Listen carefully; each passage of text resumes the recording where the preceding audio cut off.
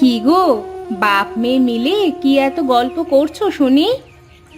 না গো, তেমন কোনো গল্প না। বলছে ঈদে ওর নতুন জামা দেওয়া লাগবে। গতকালও আমার কাছে ওই একই বায়না ধরলো। আমি ওকে কত করে বোঝালাম যে তোর বাবার হাতের অবস্থা ভালো না, কাজ কাম নেই, কোত্থেকে দেবে? তাও আবার তোমার কাছে বায়না ধরেছে। তুমি চুপ করো তো। ও আমার একমাত্র ছোট মেয়ে। ওকে কিছু না দিতে পারলে হয়? আমি গিয়ে দেখি জমিদারের কাছ থেকে কিছু ধার নিতে পারি কি না। হ্যাঁ, যাও যাও। ধার তো নিতে পারলেও শোধ কিভাবে দিবে সে চিন্তা তো নেই। খালি মেয়ে বায়না ধরেছে বলে অত টাকা খরচ করে ওকে জামা কিনে দিতে হবে। কি যে বলো তুমি! বছরের একটা দিন সব ছেলেমেয়েরা নতুন নতুন জামা কাপড় পরবে। ও নতুন জামা না পরতে পারলে ওর খারাপ লাগবে না? চুপ করো তো তোমরা, আর ভালো লাগে না। ঠিক আছে, লাগবে না আমার নতুন জামা, আমি যাচ্ছি। ওই যে গেল গেল, তোমার উপর রাগ করে কোথায় বেরুলো? যাক, আবার একটু পরে ঠিকই ফিরে আসবে।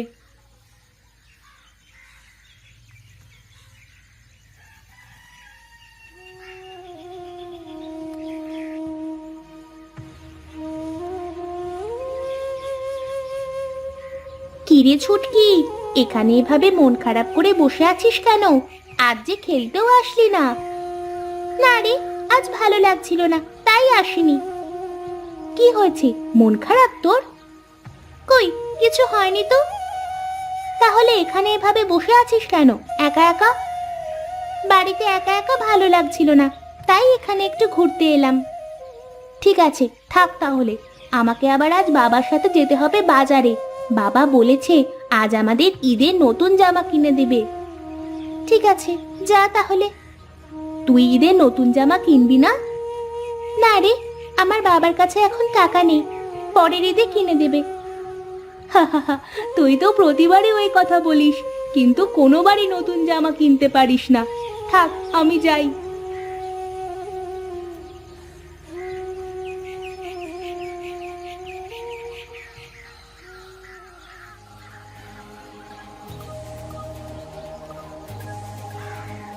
ওইখানে কি অমন চকচক করছে?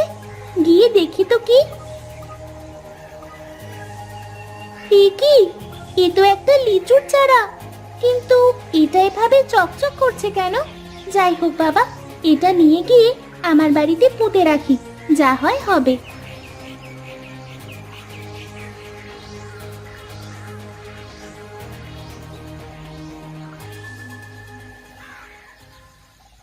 কি রে মা, এটা কি? কোথায় পেলি এটা? নদী থেকে বাড়ি ফেরার পথে একটা লিচু গাছের তলায় লিচুর চারাটা পেলাম। কিন্তু দেখো মা, এটা এভাবে চকচক করছে কেন? তার আমি কিভাবে বলবো রে মা, চারাটা দেখে খুব সুন্দর মনে হচ্ছে। যা, উঠানের এক কোণায় লাগিয়ে দে। চারাটা বড় হলেই বোঝা যাবে চারাটা কেন এত চকচক করছে। ঠিক আছে, আমি এক্ষুনি লাগাচ্ছি।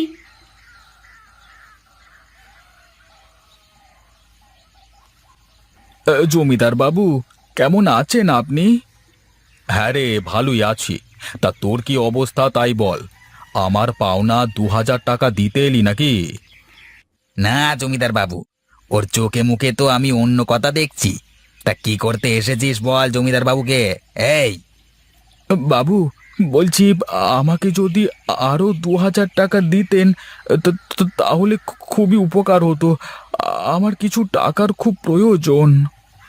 হ্যাঁ রে, টাকা তো শুধু তোরই প্রয়োজন, হ্যাঁ? আর আমাদের তো টাকা লাগে না, তাই না? আমাদের হাওয়া খেয়ে থাকলেই চলবে নাকি? না বাবু, তা নয়। বলছি আমি কিছুদিনের মধ্যেই আপনার সব টাকা শোধ করে দেব। আপনি শুধু আমাকে এখন 2000 টাকা দেন। ঠিক আছে, দেব।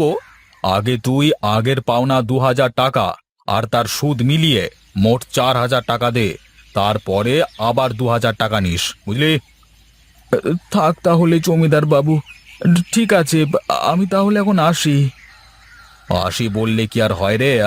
ঈদের আগে যদি টাকা পরিশোধ না করিস তাহলে তোদের বাড়ি ছাড়া করে ছাড়বো, এই বলে রাখলাম।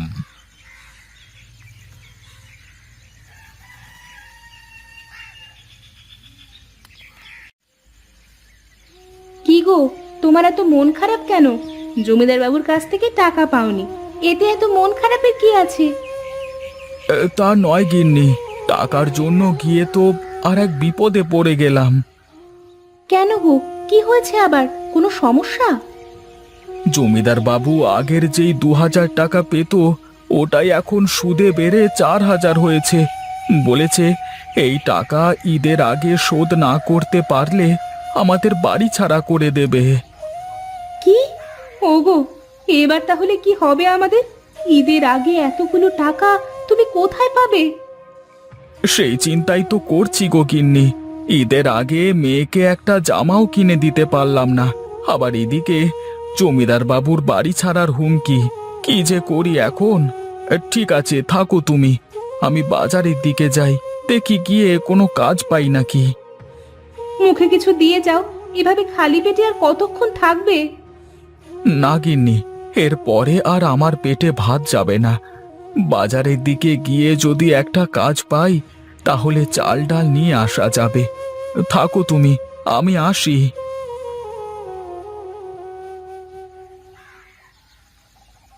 মা মা, এদিকে এসো তাড়াতাড়ি।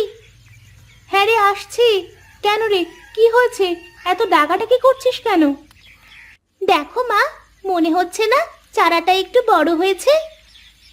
ধুর পাগল মেয়ে, লাগানোর সাথে সাথে কোনোদিন চারা বড় হয়ে যায়? ও তোর মনের ভুল। চারাটা দেখতে সুন্দর আর চকচক বলে তোর অমন মনে হচ্ছে।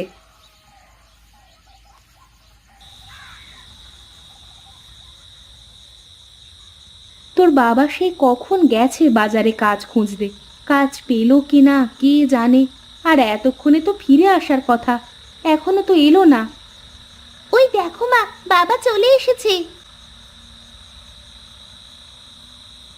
না গো গিন্নি, কোথাও খুঁজে একটা কাজও পেলাম না বাজারে। ঠিক মতো বাজার করে খাওয়া টাকাও হয় না, আবার সামনে ঈদ। কি দিয়ে যে কি করব বুঝতে পারছি না। এত চিন্তা করো না তো, ঠিক একটা না একটা ব্যবস্থা হবেই। ওপরওয়ালা কাউকে নিরাশ করেন না। তুমি ধৈর্য ধরো, আমাদেরও একটা ব্যবস্থা হবে। ঠিকই বলেছ গো তুমি। দাও দাও, কিছু খেতে দাও, সকাল থেকে কিছুই খাইনি। হ্যাঁ দিচ্ছি, বসো। ছুটকি, বই রেখে খেয়ে নে, খেয়ে নিয়ে আবার পড়তে বসিস। ঠিক আছে মা, দাও।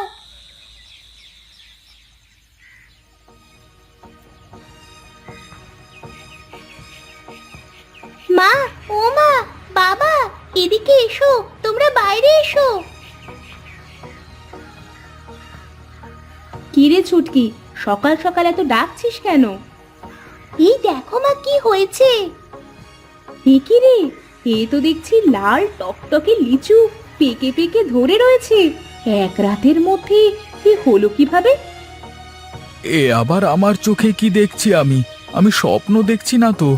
কই, স্বপ্ন না তো, কিন্তু এক রাতের মধ্যে এ হওয়া তো অসম্ভব। অসম্ভব কিছুই না, ওপরওয়ালা আমাদের ওপর রহম করেছে, তাই তো এসব হয়েছে। ঠিকই বলেছ গো তুমি।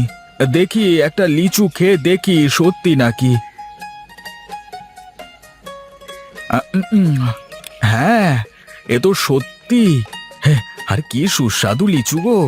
এই অমৌসুমী লিচু বাজারে বিক্রি করলে তো অনেক টাকা পাওয়া যাবে। হ্যাঁ গো, আমি বলেছিলাম না একটা ব্যবস্থা হবেই। দেখলে তো, আমার কথা ঠিক হলো। নাও, এবার যাও, কিছু লিচু বাজারে বিক্রি করে এসো। হ্যাঁ হ্যাঁ, যাচ্ছি যাচ্ছি। আর এসব হলোই তো আমার মেয়ে ছুটকির জন্য। বাবা, এবার আমার জন্য নতুন জামা আনবে তো?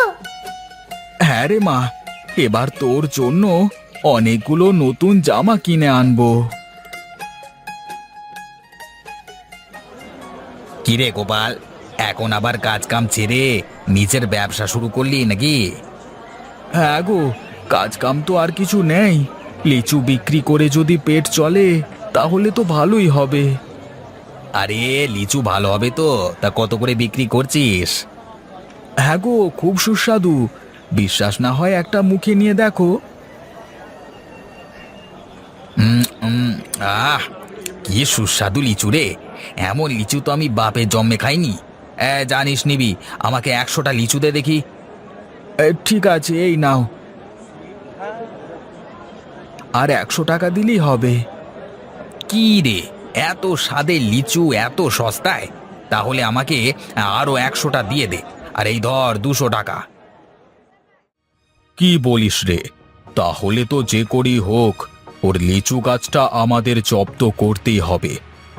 সব গিয়ে দেখে আয় কি অবস্থা। এই ঠিক আছে, চলুন বাবু। কিরে গোপাল, কি অবস্থা? শুনলাম খুব নাকি ব্যবসা করছিস। এই তো বাবু, কোনো মতে চলছে দিন, আপনাদের দোয়ায়। হ্যাঁ রে, দোয়া তো অনেক করেছি। এবার তোর গাছটা আমাকে দিয়ে দে বাবা। এ কি বললেন আপনি বাবু? এই গাছ আপনাকে দেব কেন? আপনি যে টাকা পাবেন সে টাকা দিয়ে দিচ্ছি। না না, এখন আর এসব বললে তো হবে না বাবা। আরে টাকা দেওয়ার কথা ছিল অনেক আগেই। সে দিন তো অনেক আগেই পেরিয়ে গেছে। তোর আর কোনো কথাতে কাজ হবে না। দয়া করে আপনি আমারই সর্বনাশ করবেন না। আমি আপনার সব পাওনা টাকা শোধ করে দিচ্ছি। হয় এখন তোর গাছটা দিবি, না হয় তোর এই ছোট মেয়ে ছুটকিকে আমি তুলে নিয়ে যাচ্ছি। যতদিন গাছটি আমাকে না দিবি ততদিন তোর মেয়ে আমার কাছেই থাকবে। এই কানাই, ওই মেয়েটাকে নিয়ে চলে আয়। ওরে বাবা রে, ও মরে গেলাম রে, বাঁচাও বাঁচাও। ওরে বাবা রে, মরে গেলাম রে, ওরে মরে গেলাম রে বাবা। তোমাকে অনেক ধন্যবাদ লিচু গাছ। তুমি আমার মেয়েকে বাঁচিয়েছো, আর আমাদেরও বাঁচিয়েছো। তুমি ভালো থেকো আর আমাদেরও ভালো রেখো।